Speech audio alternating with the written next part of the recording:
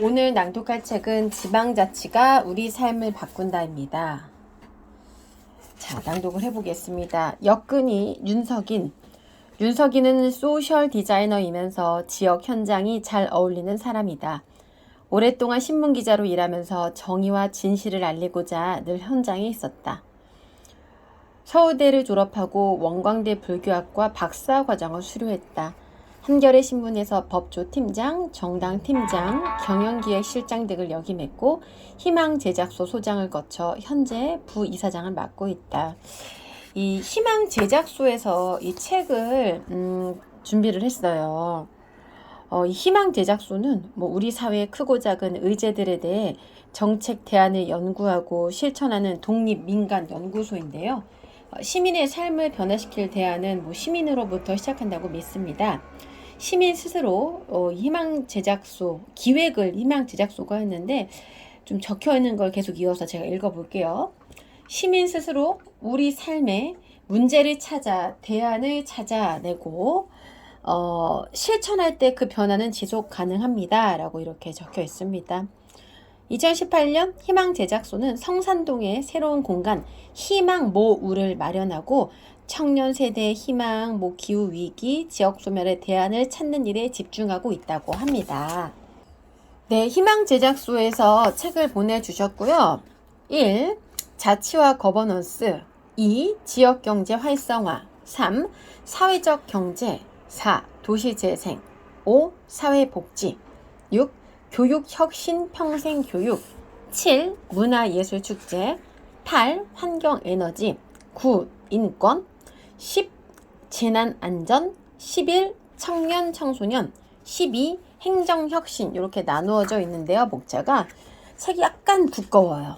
굉장히 두껍고 이 전국에 있는 여러 지역에서 어떻게 사회복지나 사회적 경제나 이런 것들이 잘 이루어지고 있는지를 좀 적어 놓은 것 같습니다. 자, 제가 가장 기억에 남는 부분은 요거 청년 청소년 부분입니다. 요새 굉장히 MZ세대다라고 해서 많은 분들이 이제 MZ세대와 소통하고자 많은 노력을 또 하고 있고 또 지역에 따라 다르긴 하겠지만은 청년 배당이라던가 청년 수당 이런 게 조금씩 달라지고 있잖아요. 요 부분에 대해서 낭독해 보도록 하겠습니다. 페이지는 425페이지로 쭉 넘어가겠습니다.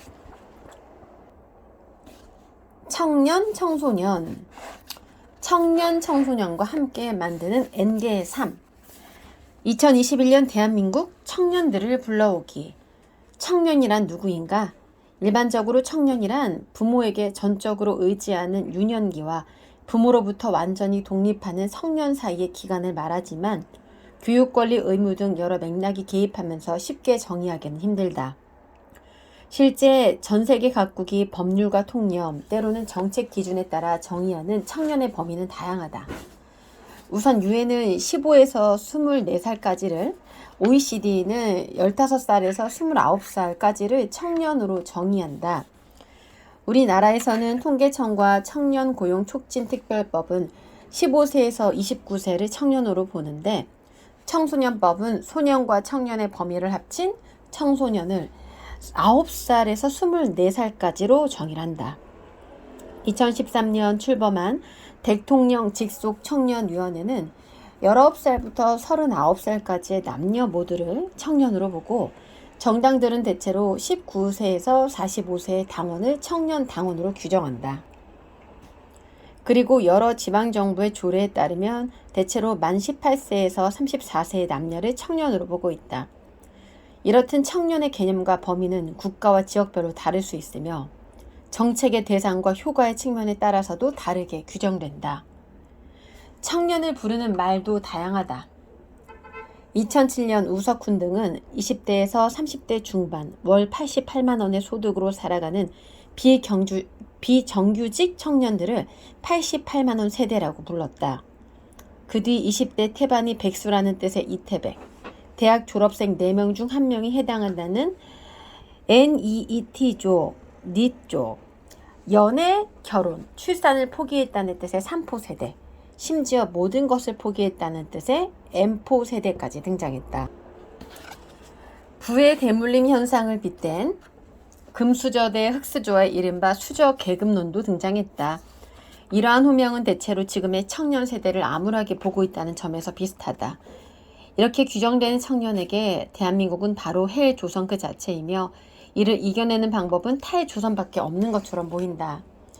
우리나라 청년의 모습은 낙관적으로 보이진 않지만 그래도 한국 사회가 현재 마주한 도전과 과제를 해결해 나갈 주체는 결국 청년이다. 이광재는 기성세대의 시각으로는 도저히 해결 불가능한 숙제를 청년들이 해낼 수 있으며 그러기에 지금의 청년들은 우연치 않게 적기를 만난 행운아라고 부를 수 있다고 본다.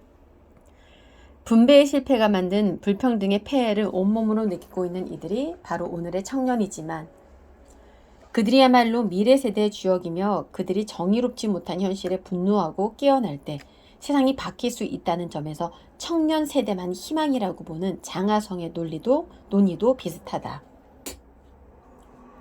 2022년 대한민국에서 살아가는 청년은 이러한 호명의 중간 또는 그 과정 어디쯤에 있을 것이다.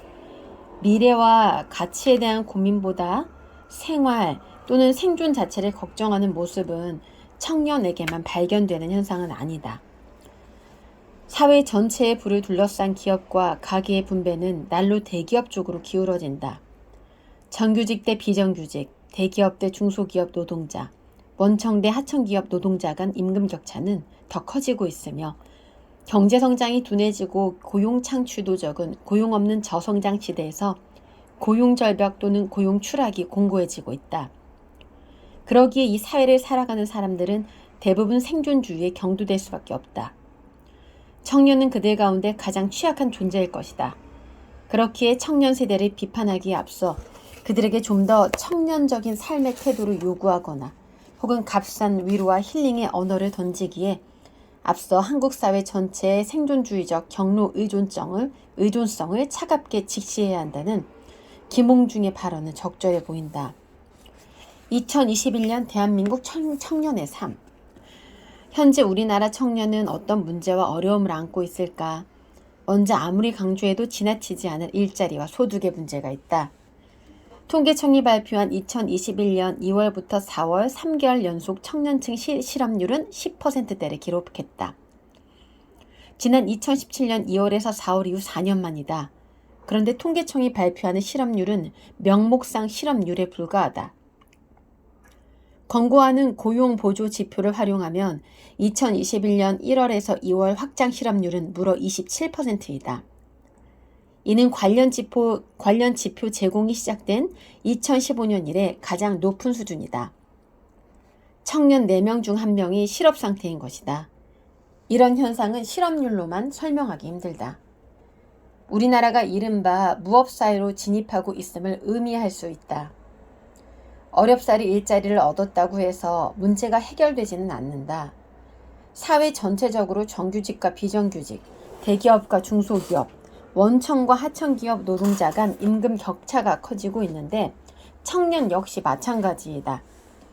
학교 졸업과 스펙, 취득 과정에서 투여된 비싼 비용으로 부채를 짊어진 청년은 어렵게 노동시장에 편입되어도 불안전성 고용이나 저임금 고용 상태에 놓이는 경우가 허다하다.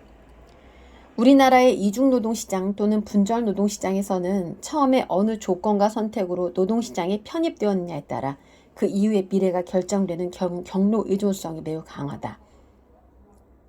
그러기에 수년간 고시와 공무원 또는 대기업 준비를 하는 청년이 많을 수밖에 없다. 주거 문제도 심각하다.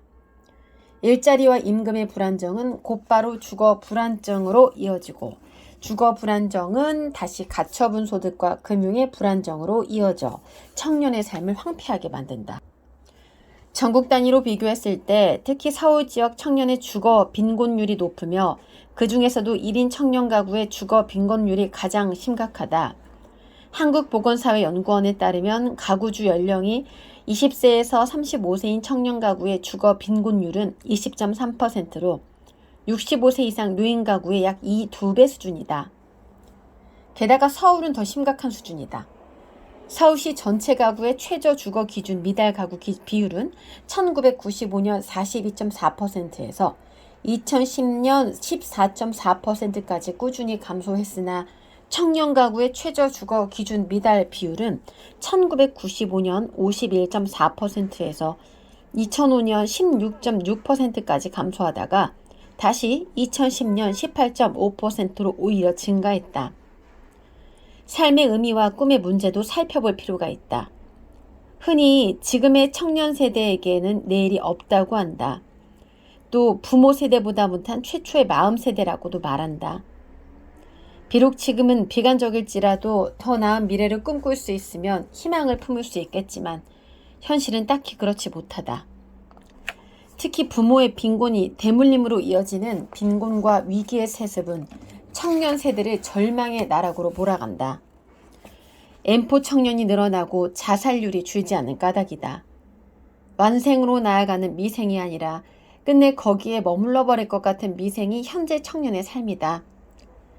나이가 젊어서 청춘이 아니라 꿈을 꿀 수 있어서 청춘이라지만 지금의 청년은 미래에 대한 꿈을 박탈당했다.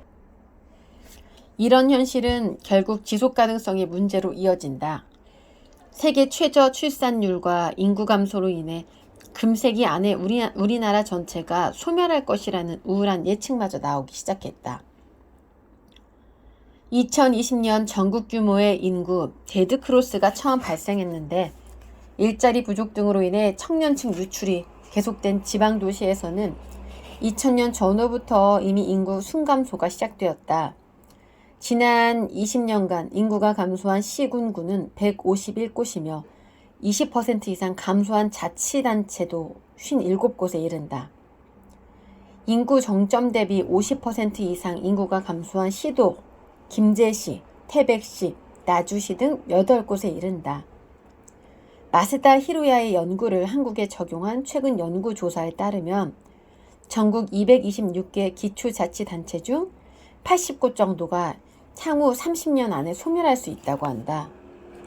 폴 로버츠는 내일을 팔아 오늘을 사는 충동 인류의 현 사회를 근신사회 또는 충동사회라고 불렀다. 폴 로버츠는 이 용어로 현대사회의 모든 병폐를 설명하려 했는데 청년 문제도 이에 정확히 들어맞는다. 미래 청년의 몫을 현 기성세대가 무제한으로 선취하고 포식해서 사용하는 사회가 지속 가능할 수 있을까? 2014년 우리나라 중앙정부 예산안 규모가 355조 8천억 원이었고 노인 관련 예산은 6조 3천억 원이었는데 청년 관련 예산은 1조 3천억 원에 불과했다. 그러나 문재인 정부에서 청년 관련 예측은 계속 증가하여 2022년 예산안은 23조 5천억 원으로 책정되는 등 비약적으로 확대되었다. 이러한 정부 정책이 선심성으로 전락하지 않으려면 청년 스스로 청년 문제 해결 및 미래 대응을 위해 직접 필요한 정책을 제안하고 예산 편성 과정에 참여해야 한다. 청년 자율 예산 등을 적극 활용하고 사업의 효과와 지속 가능성을 다각도로 평가하고 반영하는 노력이 수반되어야 한다. 일자리 정책도 변화했다. 2004년 청년고용촉진특별법이 시행된 이래 중앙정부의 청년 정책은 일자리의 양적 확대에만 집중해 종합적인 대책을 마련하지 못했다. 이미 정규직 노동자 중심으로 구축된 기존 고용안전망은 청년이 대다수인 아르바이트 노동자나 미취업자를 포괄하지 못했고 저소득층 지원 정책의 범위도 비경제 활동 인구 중심으로 되어 있어서 정작 청년은 국가의 지원을 받지 못하는 사각지대에 놓이게 되었다.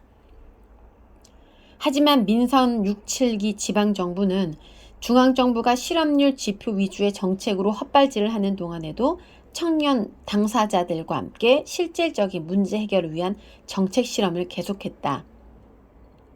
청년 인구가 밀집된 서울시와 수도권 도시들은 청년 기본 조례를 제정하고 청년을 위한 중간 지원 조직을 설립해 청년 당사자를 지원했다.